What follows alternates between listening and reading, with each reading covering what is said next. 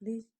साथियों, आज हम हनुमान जी के द्वारा लंका में प्रवेश करने पर किस प्रकार से वहाँ का घटनाक्रम वो देखते हैं, वो आपके सामने प्रस्तुत करेंगे संवाद में। नाना तरु फल फूल सुहाए, खग मृग वृंद देखी मन भाए। शैल विशाल देखी एक आगे, तापर दाई चढ़्यऊ बै त्यागे। अनेक प्रकार के वृक्ष फल फूल से शोभित हैं। पक्षी और पशुओं के समूह को देखकर तो वे मन में प्रसन्न हुए। सामने एक विशाल पर्वत देखकर हनुमान जी वह त्याग कर उस पर दौड़कर चढ़ जाते हैं। उमा ने कछु कपि के अधिकाई, प्रभु प्रताप जो काल ही खाई। गिरि पर चढ़ी लंका ते ही देखी, कहीं न जाई अति दुर्ग विशेषी। प्रभु का प्रताप है जो काल को भी खा जाता है। पर्वत पर चढ़कर उन्होंने लंका देखी। बहुत ही बड़ा किला है, कुछ कहा नहीं जाता। अति उत्तंक जल निधि चहु पासा,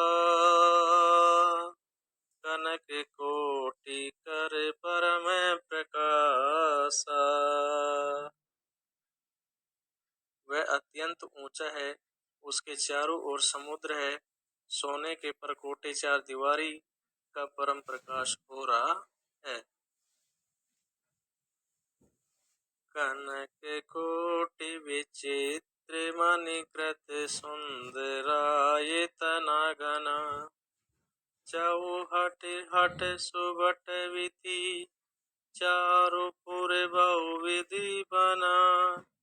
गजबाजी खच्चर निकर पदचर रथ वरुथने को गने।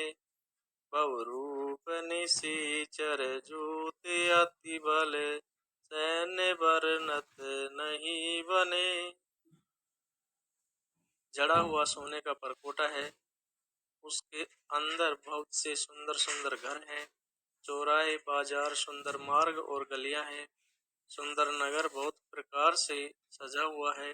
हाथी घोड़े खच्चरों के समूह तथा पैदल और रथों के समूह को कौन गिन सकता है। अनेक रूपों के राक्षसों के दल हैं। उनकी अत्यंत बलवती सेना वर्णन करते नहीं बनती है।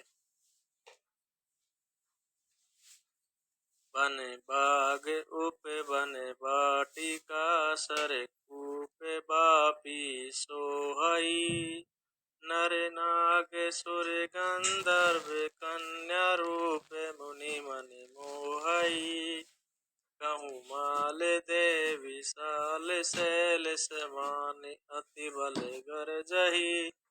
नाना अखारे न विरई, बहुविधि एक एकन तरजही। वन बाग उपवन फुलवाड़ी तालाब कुएं और बावलियां शोभित हैं। मनुष्य नाग देवताओं और गंधर्वों की कन्याएं अपने सौंदर्य से मुनियों के भी मन को मोह लेती हैं। कहीं पर्वत के समान विशाल शरीर वाले बड़े ही बलवान मल्ल पहलवान गरज रहे हैं। वे अनेक अखाड़ों में बहुत प्रकार से भिड़ते और एक दूसरे को ललकारते हैं। करी जतन बट कोटिन विकट तन, नगर चहु दिशि रचई।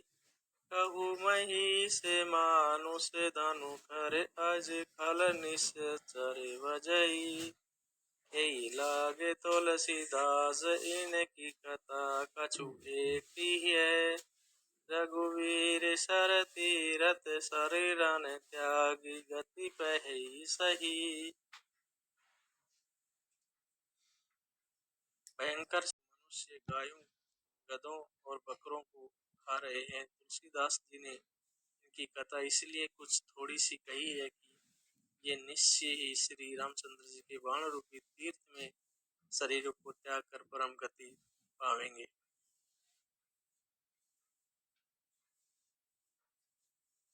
पुर रखवारे देख बहु कपि मन कीनि विचार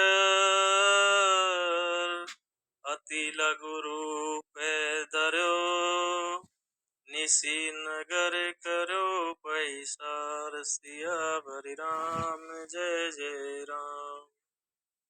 नगर के बहुसंख्यक रखवालों को देखकर हनुमान जी ने मन में विचार किया कि अत्यंत छोटा रूप धरूं और रात के समय नगर में प्रवेश करूं।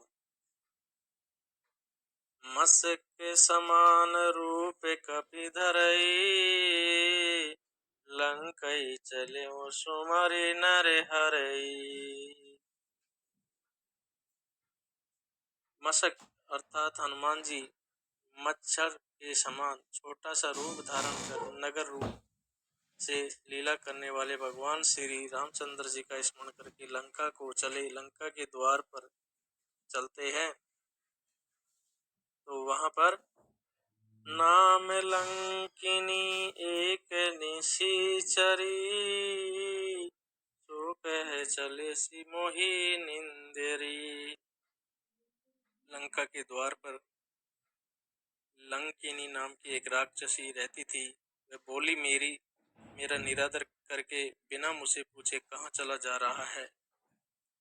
जाने ही नहीं मरम सट मोरा मोरे आहार जहाँ लगी चोरा। हे मूर्ख, तूने मेरा भेद नहीं जाना। जहाँ तक चोर है वे सब मेरे आहार हैं।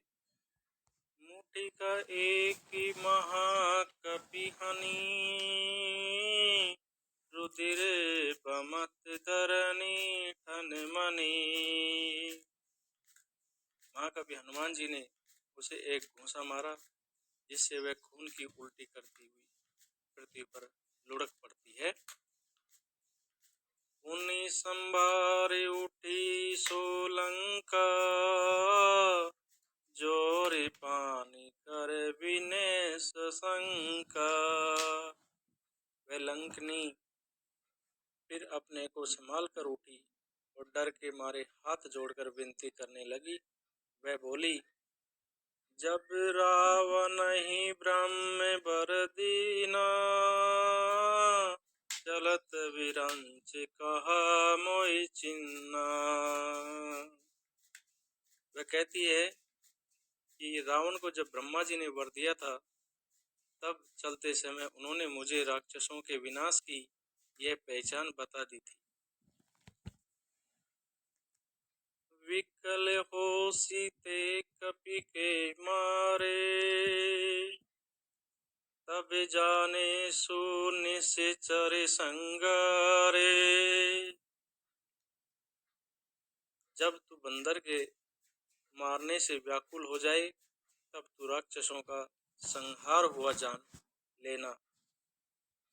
तात मोर अति पुण्य बहुता देखऊं नयन राम कर दूता। हे तात, मेरे बड़े पुण्य है जो मैं श्री रामचंद्र जी के दूत को नेत्रों से देख पाई हूँ।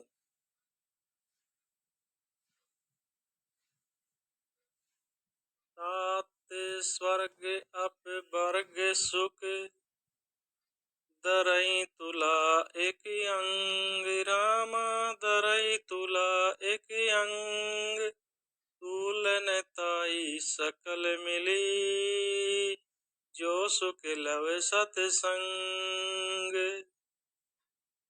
हे तात, स्वर्ग और मोक्ष के सब सुखों को तराजू के एक पलड़े में रखा जाए तो भी मैं वे सब मिलाकर उस सुख के बराबर नहीं हो सकते जो क्षण मात्र के सत्संग से होता है। प्रभसी नगर कीजे सब काजा, हृदय राखी कौशलपुरी राजा। अयोध्यापुरी के राजा श्री राम जी को हृदय में रखे हुए नगर में प्रवेश करके सब काम कीजिए, ये उनको वो कहती है। आगे, गरल सुधारी पुकरहि मिताई, गोपद सिंधु अनल सितलाई। उसके लिए विषमृत हो जाता है, शत्रु मित्रता करने लगते हैं, समुद्र गाय के खुर के बराबर हो जाता है, अग्नि शीतलता आ जाती है। देखिए कितनी रहस्यमय बात कही गई है। गरल सुधा रिपु करहि मिताई, अर्थात विष अमृत हो जाता है। गरल सुधा, विष अमृत हो जाता है, और रिपु करहि मिताई, और शत्रु मित्रता करने लगते हैं। गोपद सिंधु, अर्थात समुद्र गाय के खुर के बराबर हो जाता है। अनल शीतलाई, और अग्नि में शीतलता आ जाती है।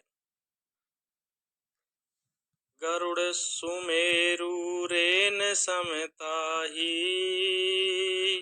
राम कृपा करे चितवा जाही। और हे गरुड़ जी, सुमेरु पर्वत उसके लिए रज के समान हो जाता है, जिसे श्री रामचंद्र जी ने एक बार कृपा करके देख लिया। अति लघु रूप धर्यउ हनुमाना, बैठा नगर सुमरि भगवाना। और श्री रामचंद्र जी ने एक बार जब कृपा करके देख लिया, तब हनुमान जी ने बहुत ही छोटा रूप धारण किया और भगवान का स्मरण करके नगर में प्रवेश किया। मंदिर मंदिर प्रीति कर सोदा, देख जहें ते अगणित जोधा।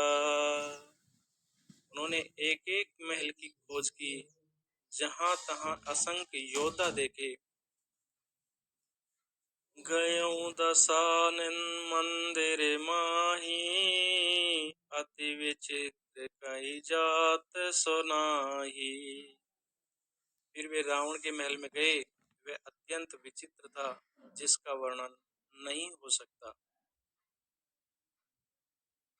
शयन किए देखा कपि तेहि, मंदिर महुन दिखी वे देहि। हनुमान जी ने उस रावण को शयन किए देखा, परंतु महल में जानकी जी नहीं दिखाई दी। भवन एक पुनि दिख सुहावा, हरि मंदिर ते भिन्न बनावा। फिर एक सुंदर महल दिखाई दिया, वहां भगवान का एक अलग मंदिर बना हुआ था। इस प्रकार से हनुमान जी ने श्रीलंका प्रवेश की यात्रा की। आगे साथियों नए संवाद के साथ